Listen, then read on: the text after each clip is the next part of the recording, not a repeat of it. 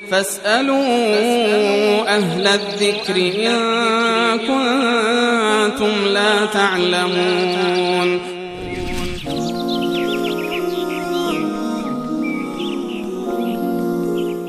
بیننده در رابطه با عمل جراحی زیبایی پرسن که بینیم زیاد زیبا نیست، اگر عمل کنم حرام یا اشکال نداره؟ میگن که زیاد زیبا نیست، نه یعنی زیبا هست در واقع اما زیاد زیبا من نیست. این عبارتی که نوشتن بخونم بینیم زیاد زیبا نیست، اگر عمل کنم حرام است یا نه؟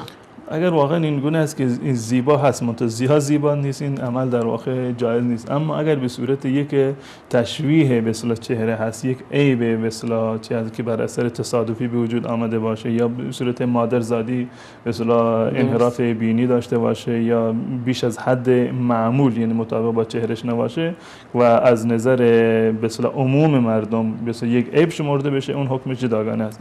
اما اینی که فقط میخواد مدل بینیشو عوض بکنه که زیاد زیبا نیست میشه زیباتر باشه، این مجوز شرعی نمیتونه باشه، چه بسا که این زیبایی رو که فعلا دارید همین زیبایی رو هم شاید از دست بدید.